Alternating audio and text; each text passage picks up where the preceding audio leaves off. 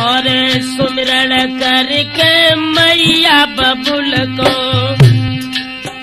हम पूछा में सोए ते पैर पसार कोई फिर के सुमिरन धरती अम्मा को जन्म तो पैर टेकी देते जाए।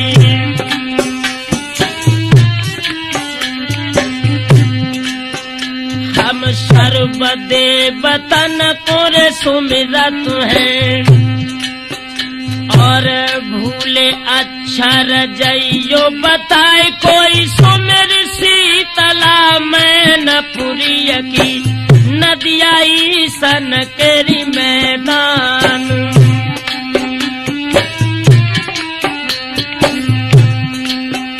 हम सुमिर जथैया पेड़ तुबालो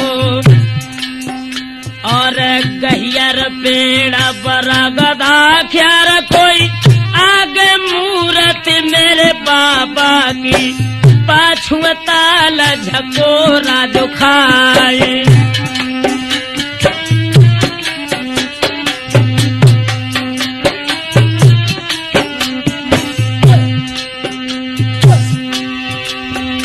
और बिटिया सुमेरे फादिलपुर की उसर लई है समाधि लगाए कोई डटिया लड़ती चौहानन की अपनो बैठी थी योग रमाई।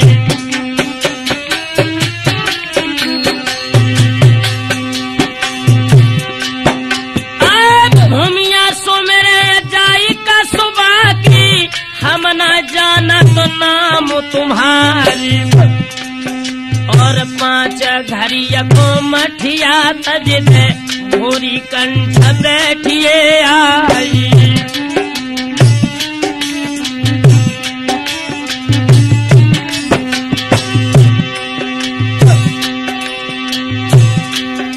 ओ मेरी खप्पर भरनी जननी मैया भज के आइएरी। ओ मेरी खप्पर भरनी जननी मैया भज के आइएरी।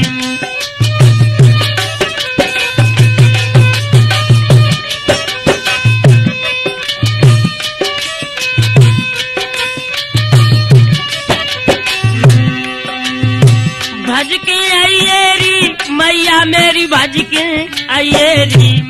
ओ मेरी खप्पर भरनी जननी मैया भज के आइएरी।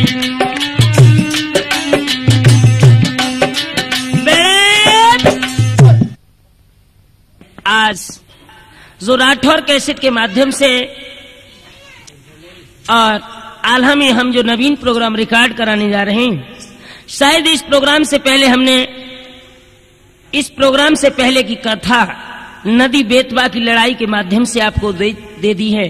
और नदी बेतवा की लड़ाई से पूर्व दिल्ली के सम्राट महाराज पृथ्वीराज ने बनाफर वंश के महाराज मलखान का खून कर दिया था, जिसकी लाश सट्टा में बिलख रही थी।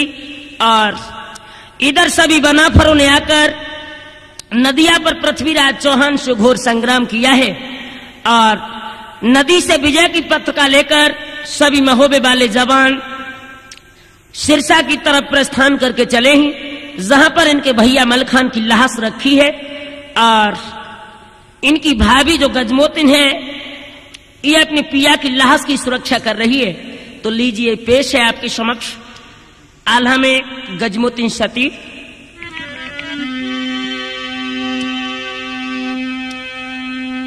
आज समर भयंकर भाव नदिया में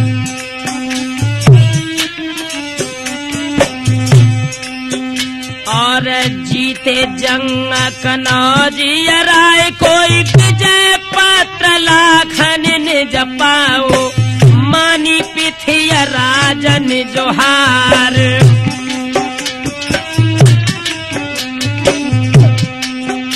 और विजय को डंका बाजन लागो उदल कहाँ न लगे थे मुझसे कोई आज दोस्ती मेरी नदिया पे लाखन तो मन दैती चुकाए।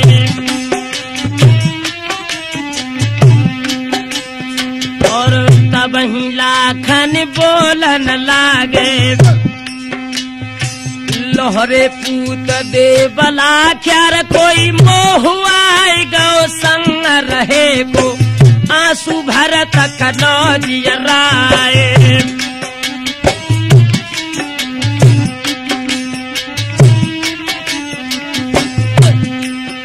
और लाश धरिए आज खुन खुन की और लोहू से होदा भरो हमारा कोई लेके लाश नदिया में डालो लाखन कहाँ न लगे ते मुरझाए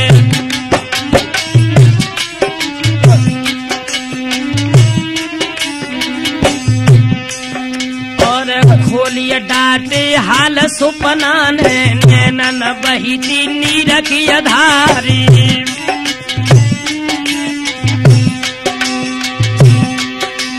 और जो सूर नदी पे जूझे तिनकी अरथिया दैती जलाई एक चोबन नगाड़े की घन गुंजे आज नदिया पे दैती सुनाई। मेरे नौजवान साथियों, इधर पृथ्वीराज चौहान से विजय की पत्रिका लेकर महोबे के सब जवान खुशी का जश्न मना रहे हैं, लेकिन जानते हो लोगों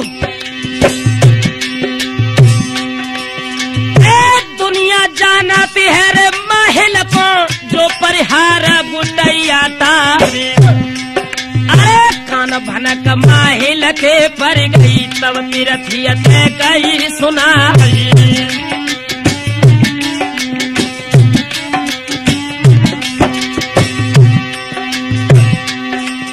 ए मन के बढ़िया लाखन हुई गए तो बिन बाढ़ रहे रे छुड़वाई खाए और लिख दो पाती फिर लाखन को फिर के युद्ध दे ठहराई।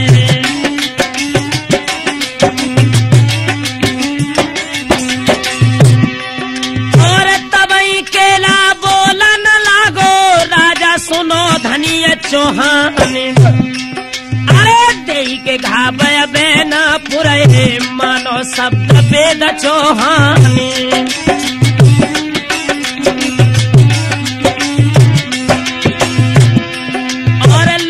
धरी सिर सापत की उदल रोई रोई राओ भेराई ए लड़िया गजमोतिन बैठी है बाइने का सती दे करवाई।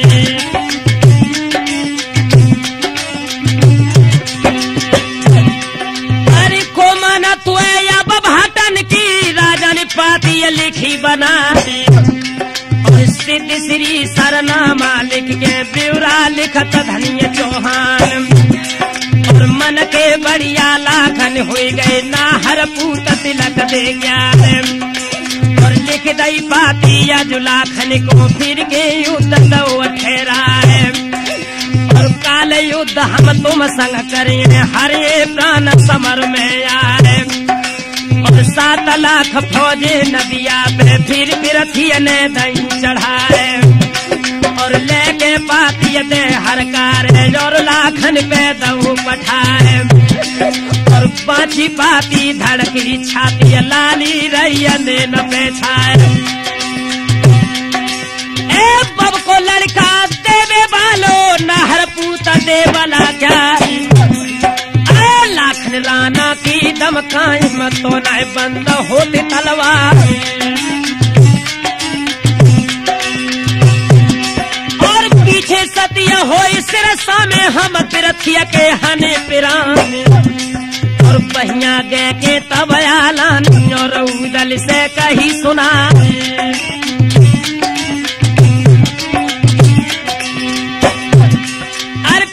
राज लड़बे को मेले सिरसा मरे धरे मलखाने और मोहलत ले लो 5 रोज की उनकी सतिया देव करवाई।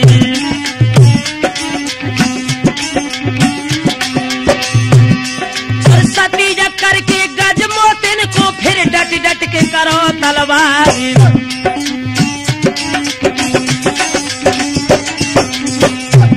मेरी धीरे धीरे कथा ददाया गे बढ़ रही है मेरी धीरे धीरे कथा दादा आगे को बढ़ रही है।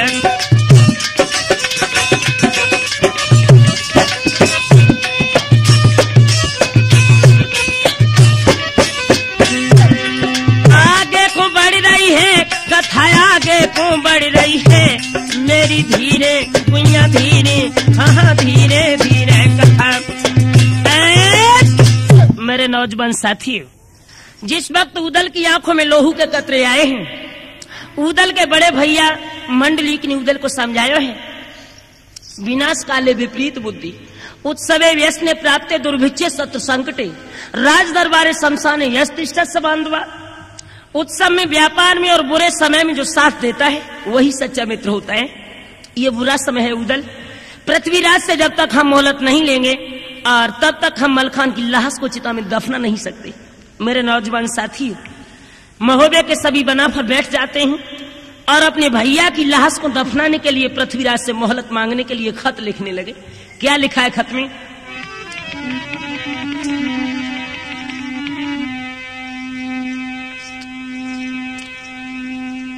रोई रोई पाती, रोई रोई पाती आल्हा ऐसे लिखी रहेगी।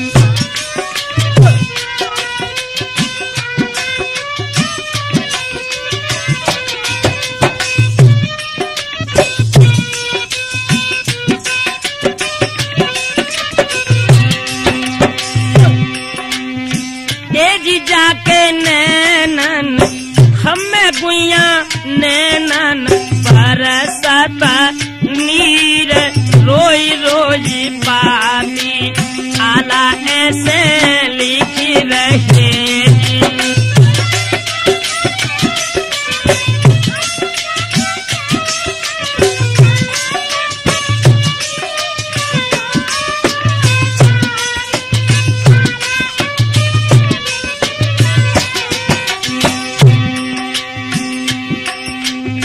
मोहलती दे दे राजा 5 रोज की जी, मोहलती दे दे मोई 5 रोज की जी।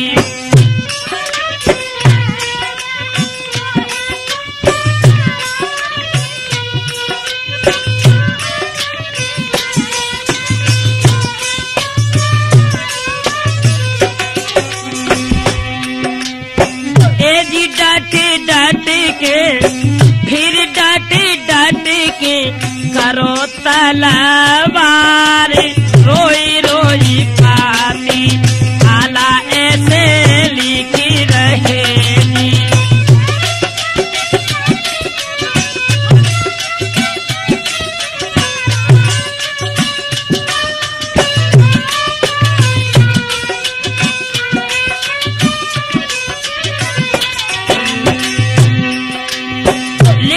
महोदय वालों ने खत, और जब समस्या ये आई कि खत लेकर जाएगा कौन, आला के लड़का इंदल को बुलायो है और उदल ने उसे पुचकार के अपनी गोद में बिठाया और क्या बोले, बेटा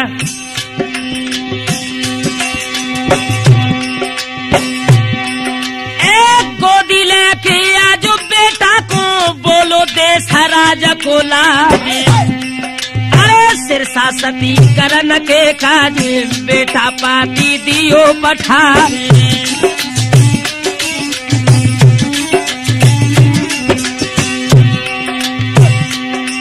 और आंसू भर गए तब इंदल के और जल कोरा कोरा हुई जाए, और हाथी पछाड़े दरवाजे पे जबरन बेल्हा लई बिहार।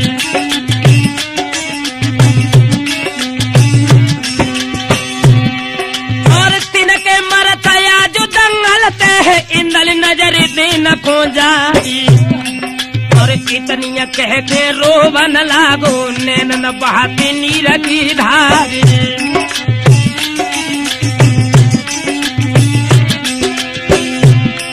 और बहिया गए के तब उदल ने सुत इंदल को दो समझाई, और सिरसा समर सती है बेहल मरखियला समलहारे क्यारी।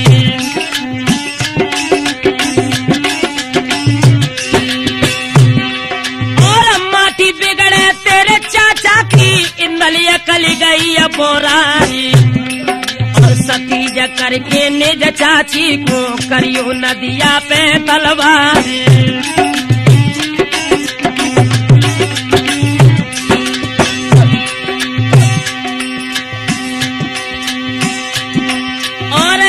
चिट्ठिया इंदल चल गो पहुँचो पिथिया राजत जाई और बाहर तमुआ के मुगदर को हेलत धांधू पड़े लखाई।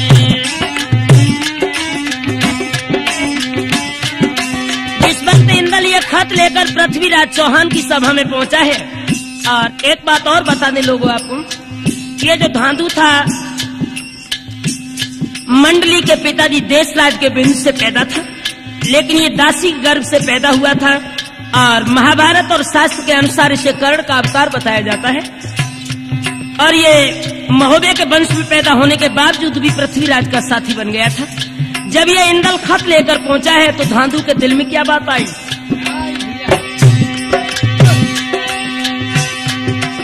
एक काकुल ही न बना पर हो गए मिटिया भोजा बना भरला और अकेले मलखे के मर गए मैं न है नाटे होवे क्या।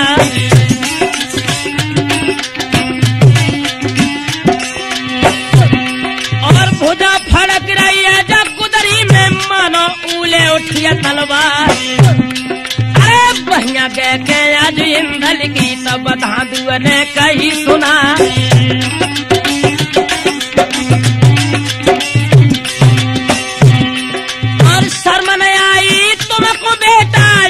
पिथिया राज दरबार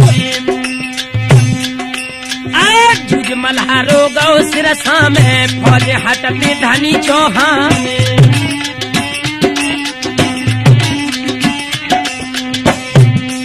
और आई गई सुध जब ने जब भैया की धांधुआ रोए रोए रो घेरा है।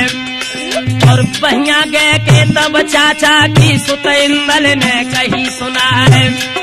मोए 5 रोज की मोहलत दे दो बाद में डांड दिए भरवाए। और पिथिया राज के रे तमुआ में पोछो पूत बना भर गया। और यावत देखो तो जयंदल को राजा ने छाती लो तो लगाए। और आदि गद्दी पे इंदल है आदि पे डटे धनिया चौहान।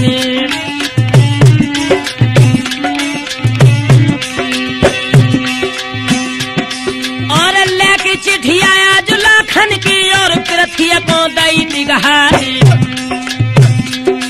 और हंस के पृथ्वी बोलन लागे इंदल सुन ले अरज हमारी। ओठों पर मुस्कुराहट लाकर पृथ्वीराज ने इंदल को क्या जवाब दिया? ये खत लेकर तुम आए, शायद इस खत को लाने से पहले तुम ये सोचना था कि हमारी दुश्मनी दोस्ती नहीं एक दुश्मनी इस दुश्मनी में बदल दी जाएगी। शायद लाखन को अभी तक ये पता नहीं कि पृथ्वीराज से झगड़ा मोल लेने का नतीजा क्या है। और क्या बोला चौहान? और न मालूम है बालाखन को है का चीज धनी चौहान। और राढ़ होना ये मेरो उदल से बजी है नदिया पे तलवार।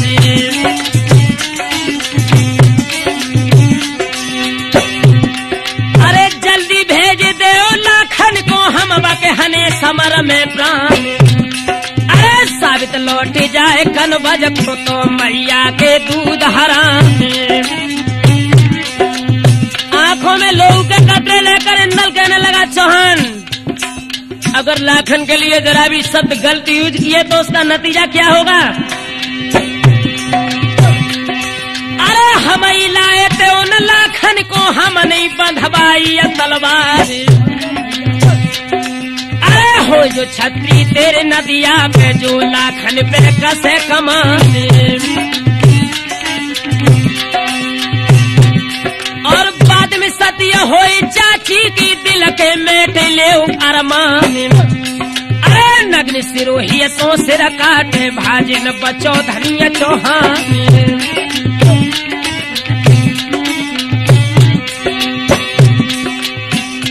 भैया भैया सुने इंद्र लिखे बैन पेट में जाड़ो हुई है। अब तो सुन इंद्र लिखे बैन पेट में जाड़ो हुई है।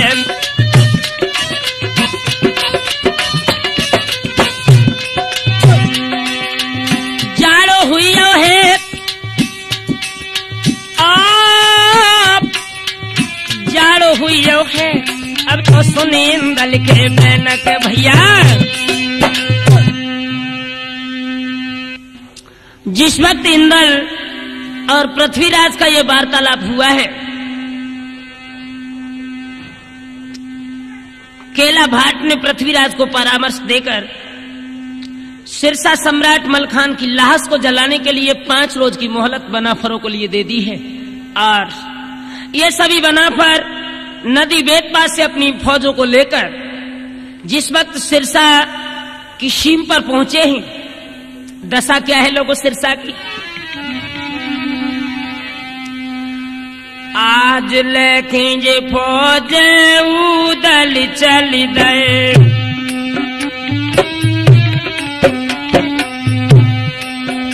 और नदिया उतर गए बापार, आगे जो बढ़ के उदल देखत मर्दो ध्यान बिसर न जाए।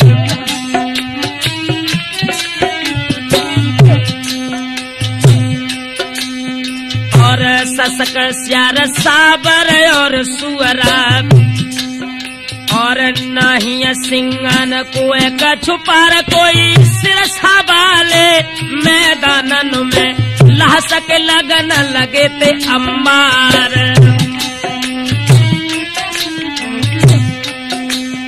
और समर भयंकर भव सिरसा में ला से डरिया डरिया पे लखाए कोई ऊपर नजर उठी थी उदल की, तब जागन तय कही थी सुनाए। जैसे ही सिरसापत सम्राट मलखान के किला के ऊपर उदल की नजर पड़ी है और जागन इनके करीब खड़े थे, उदल ने क्या जवाब दिया?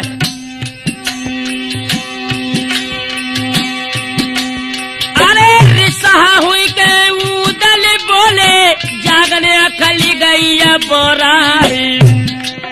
अरे किलो कपट प्रगट न कीनो, दो मलखान मरो बतलाए।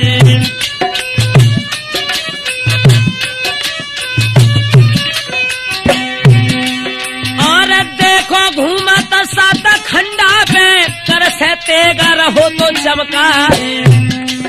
और चका चौंद कोंदा सो हुई गो, झाई परते फौज में जाए।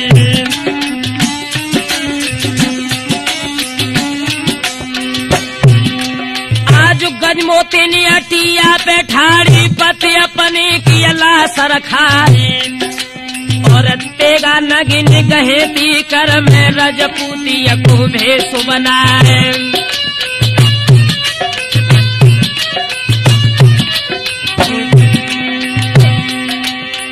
तबई जागन बोलन लागे, मामा सुनो बना भरला है। और अब मलखान ज्वान का जीवित सुख में बसे सुरग में जाए।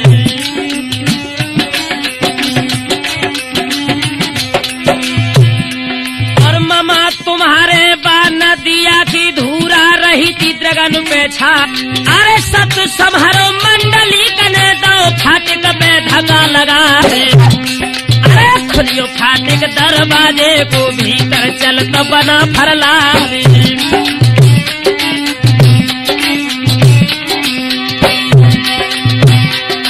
और गजमोतिन ने मन में जानी को पे दहली अकेले चौहान। और मेरे जियरा में भ्यासत ये बेरिन फाटक दो गिरा है। तो में धरी हतीन न बेतिन में आगी दई लगाए। गरजी तो पधरल दहलानी रजौड़ छिपत गौन में भान। कई एक ज्वान मरे लाखन के, कई एक कुंजर गए नसाए। तबई संतरी लाखन जू को झंडा दो तो से दिखाए। तमगा मानो गजमोती ने तो पे बंद नहीं करवाए। और सुन सुन शोर घोर सिरसा में ही सन लगो पे दुलाबाज। और मैया जान गई मलखे की ये देश राज के लाल।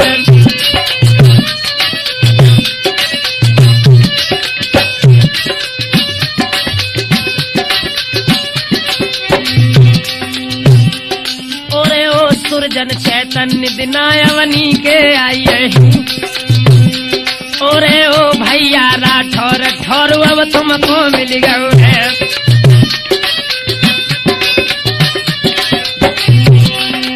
तुमको मिल गयो है ठौर जू तुमको मिल गयो है। ओरे ओ सुरजन चैतन्य ठौर अब तो को हो गयो है।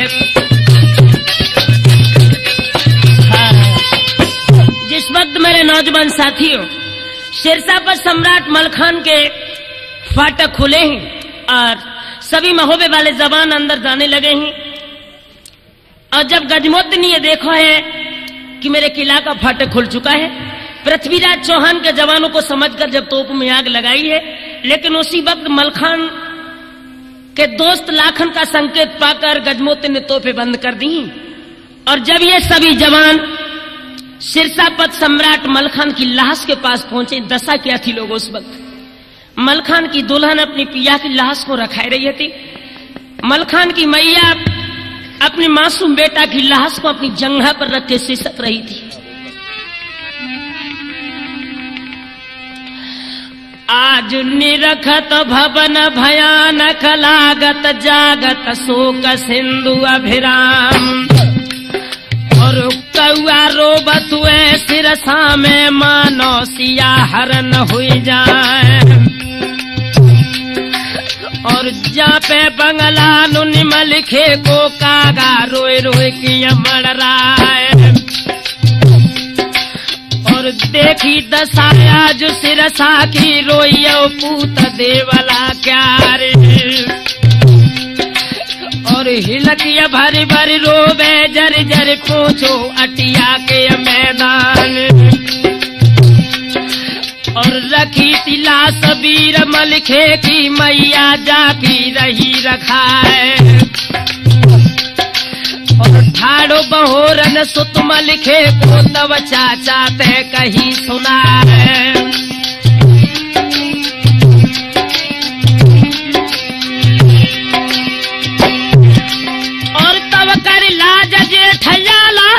गजमोती ने कही सुना। और अब क्यों आए दिवर हमारे बारे पे राण दैय करवाए।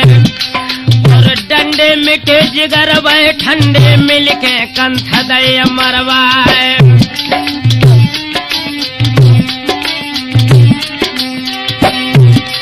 और बदी तुम्हारे हाथी जिगर में जब से बसे सिरस बाया। पूछत नाई हमें अब मलखे बैठे किला बांधी अपुआए। और तासो मन की उदल कर दई मोजू रड़िया दो बनाए।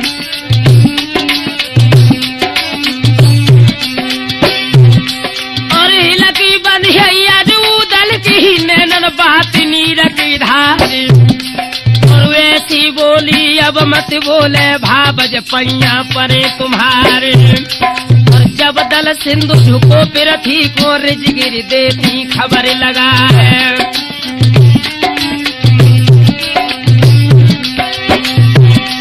और अकिलो करके मेरे भैया कुंवर चौहान दौरे मरवारी। और रखिए लाशया जो भैया की रोवत खड़े बना फरला है।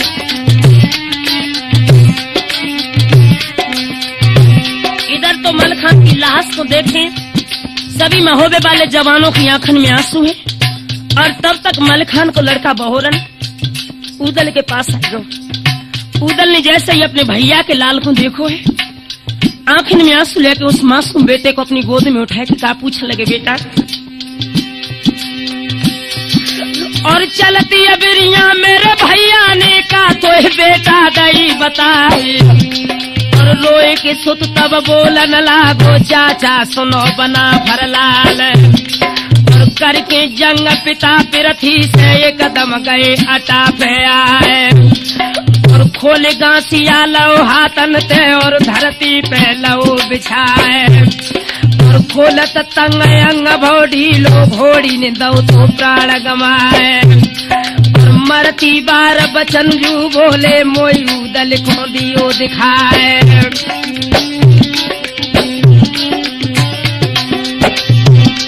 और इतनी कह के रोबन लागो तब उदल ने लो तो ठाए और मोए मिलइयो मेरे बबुला ते चाचा पैया परे तुम्हारे।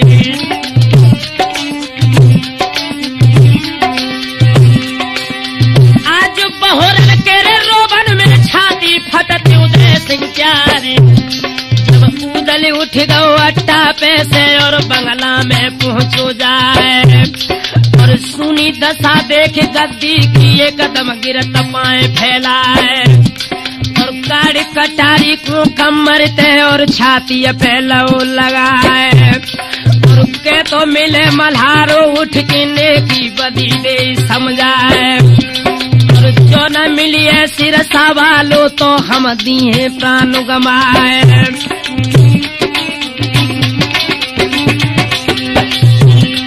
आज एक हरकारा भाजत तो आवे आल्हा मंडली के अवतारी और एक आपदा सर से टूटी दूजी विपत्ति रही भैरारी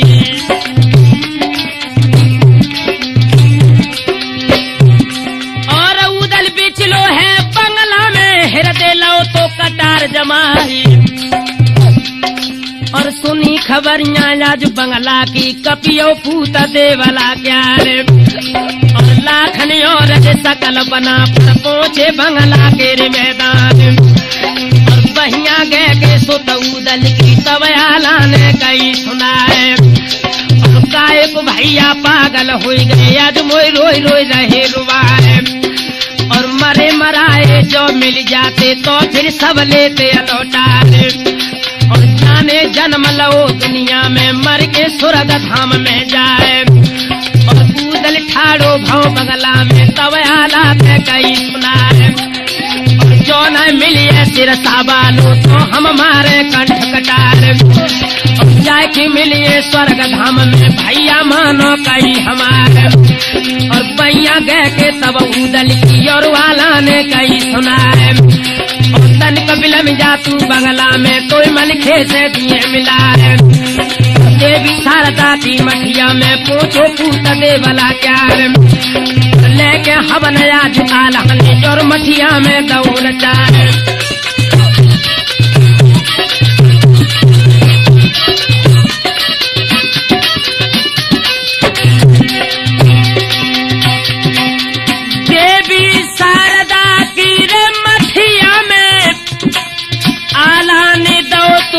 हवन रचाए अरे सुन बारानी जसैया ते ठाड़ी माखी बदन पे बैठ न जाए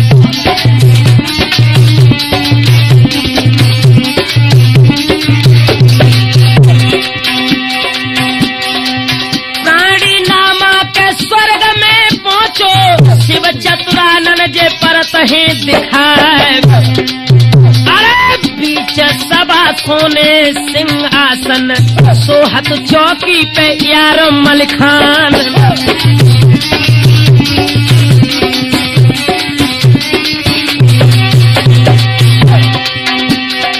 आबत देखो तो या जो भैया को ठाड़ो हुई गो तो वीर मलखान अरे मालूम पड़ती है मोई जियरा में मारे गए ते पना फरलाल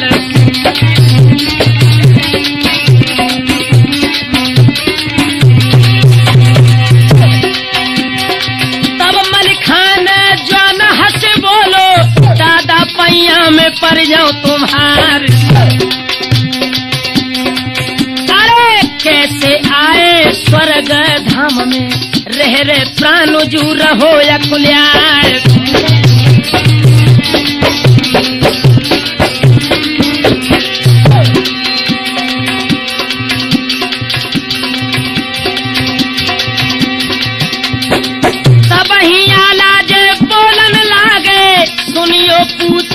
नदियन पे आज। अरे सिरसा तज के पृथ्वी राज ने महुबे पे तो बजा लगाए दही जाए।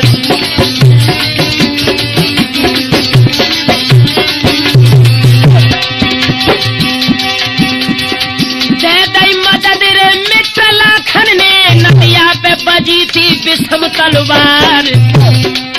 अरे लाखन राणा की जीत नदिया पे भजियो दिल्ली को यार चौहान।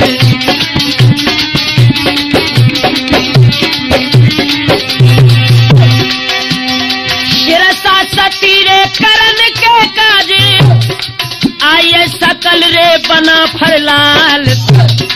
अब प्रण कर लो है रे उदल ने हृदय पे लो है कटारऊ जवान।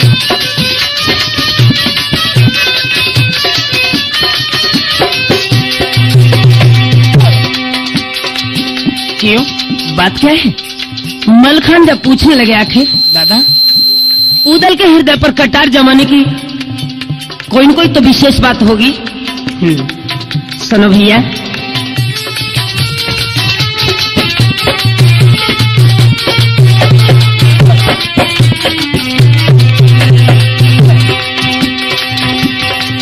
उदल रोबत है आज सिरसा में जय मोय मलखे से दीजो मिलाए। अरे जो न मिली है सिरसा वालों उदल दी है बा प्राण गमाए।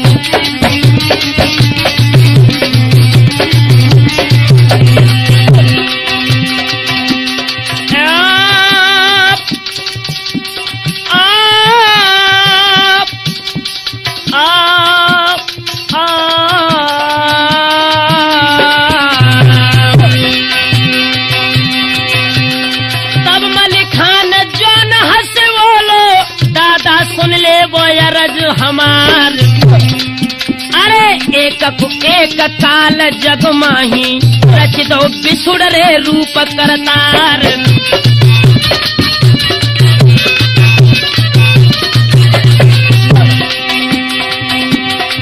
जाने जन्म जुलाओ दुनिया में मर के स्वर्ग रे धाम में यार। अरे अमर न जात न कोई दुनिया में केवल नाम रे अमर हुई जाए।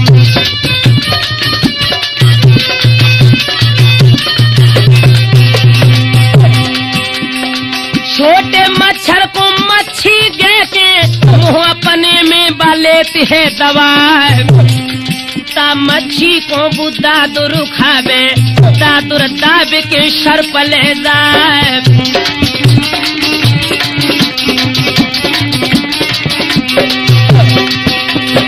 सर पे नकुल रे खंड कर डाले न्यूरे लेते है तिलार दबाए। स्वन चपेट मंयारी की कुत्ते चरख जे दाब ले जाए।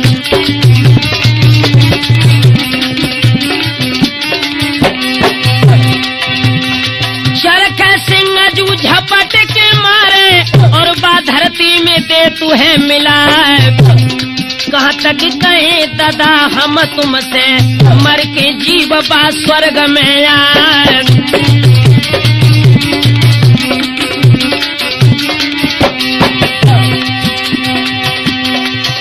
से लौट जाओ सिरसा को तीजो बाऊ दल को रे समझाए।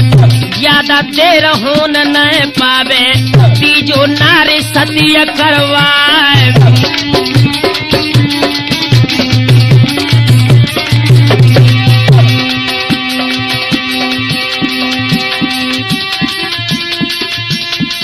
तेरा यबना मिलेगा लोहरा वीर। तेरा अपना मिलेगा लोहरा वीर। तेरा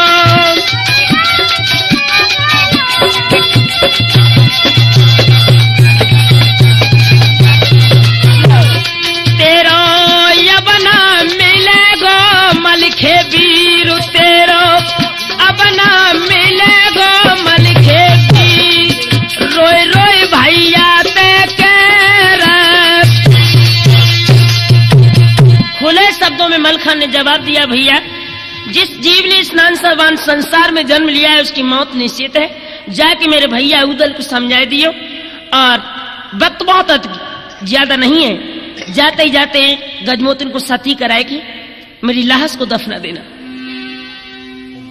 समझ गए अमल खान कि जो जीवात्मा इस नस्वन संसार से अपने शरीर से त्याग करके स्वर्ग में आ जाती है, शायद उसे परिवार वालों की याद नहीं रहती।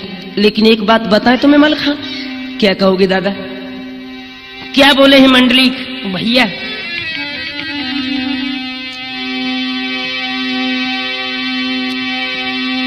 आँखिन में आंसू भर आए, सुध गई थी बिरन की आई रे।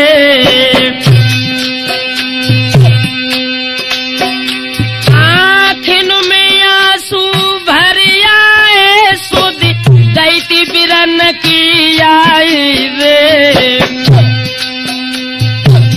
अपने भैया उदल कौन कदी जो बोल सुनाई रे।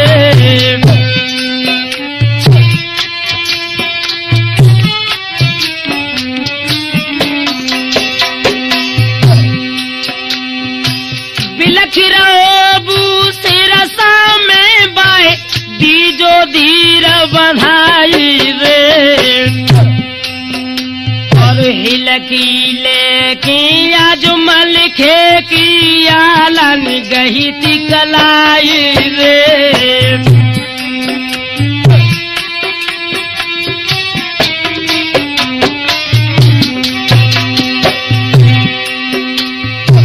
भैया भैया भैया भैया कह के उदल आज तो टेरा तू है, और जल्दी चलियो सिरसा में तेरी आसयटा पे हेर तू है।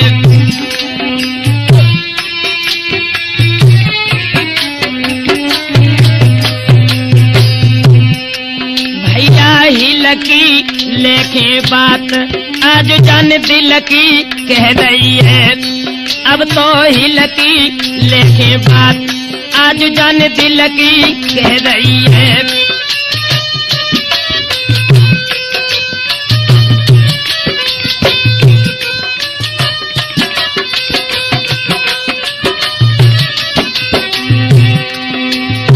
दिल की कह रही है बात तो जान दिल की कह रही है, अब तो हिल की लेके बात के भैया। मेरे नौजवान साथियों, खुले शब्दों में जब मलखान को ये जवाब दिया है, मलखान जवाब देने लगे, भैया अगर उदल किसी तरह नहीं मानता है तो जिसके हाथों में 3 लोकों के शासन की वागडोर है, स्वाधीन सच्चिदानंद ब्रह्म अगर मुझे स्वर्ग से कुछ समय के लिए सिरसा में भेज दे तो मैं तुम्हारे साथ चल सकता हूं। वैसे मेरे शरीर पे अधिकार नहीं है भैया। तो ये दोनों आला और मलखान स्वाधीन सच्चिदानंद ब्रह्म विष्णु देव के दरबार में पहुंचे हैं, जहां पर नाना प्रकार से स्तुति आला ने विष्णु देव की है। और क्या कहने लगे पिताजी? आला, हाँ पिताजी, तुम तो इस संसार में अमर हो, मगर तुम पैरों का स्पर्श किया और आंखों में आंसू लेकर सिर्फ 2 शब्द कहे पिताजी। मेरे आयवे को कारण कुछ रहस्यमय है। क्या?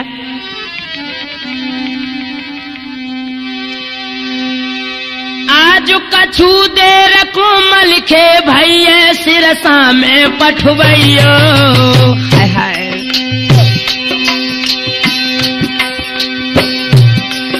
अब कछु देर कोमल खे भैया सिरसा में पठवैयो। उदल भैया मेरो मर रहो है, उदल भैया मेरो मर रहो है, मरबे से भाई बचैयो।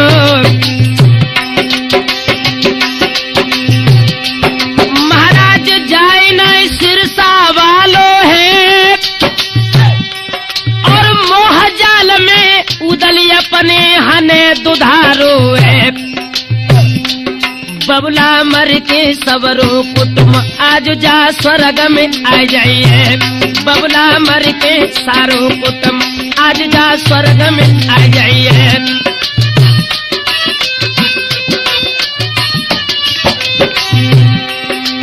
स्वर्ग में आ जाई है बबुल सब स्वर्ग में आ जाई है। अब तो मर के सबरो कुटुम पिताजी स्वर्ग में आ जाई है।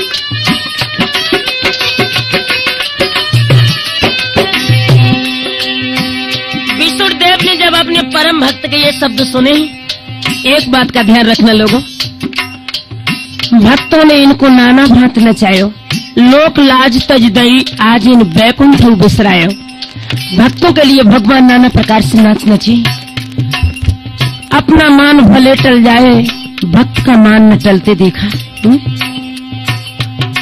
मैं तो यही कह सकता हूँ लोगों, परिवार वालों के लिए ही शर होता है। अगर उस स्वाधीन सच्चिदानंद ब्रह्म के लिए एक बार आंखों से आंसू बहाकर देखो, तुम्हारे गले का हार बन जाएगा।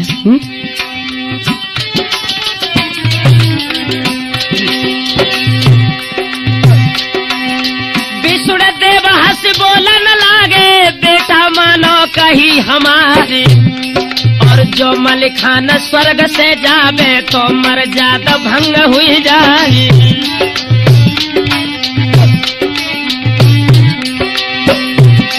और शक्ति जाओ सिरसबा काजे, प्रगट होवे लहस में जाए। आज 5 घड़ी में कारज करके शक्ति लगे स्वर्ग में आए।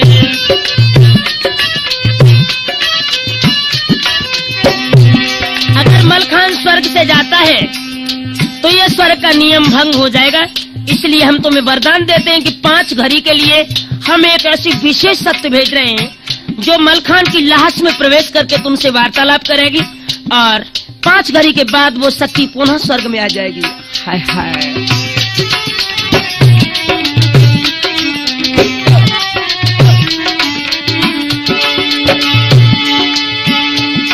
और चलड़ लाग के आज बबुला के चल भोते बकुअरी को लाले, और जाके पहुंचो है सिरसा में तब उदल ते कही सुनाई।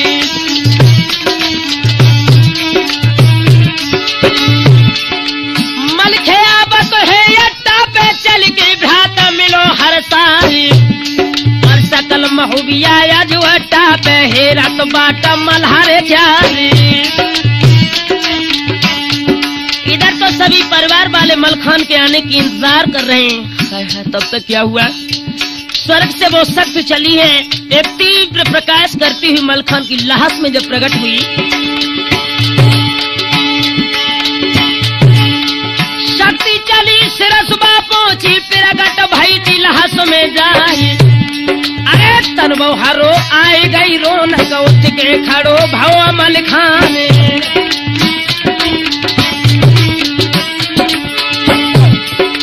ले लेते हाथ अपने में बोलो कि गौ चौहान, और फिर चितबत चक चहोरी देखन लगता दृष्टि को ताने।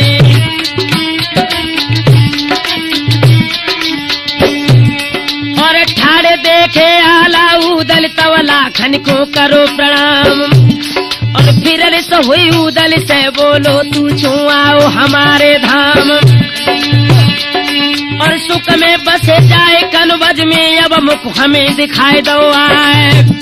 और तब ही उदल बोलन लागे भैया पैया परे तुम्हारे, और तुम तो सुनत आज दुनिया में कोई अर छोड़ सूर्य माना है, और कोई सूर धरन पे उपजो जाने तुमको दो गिराए।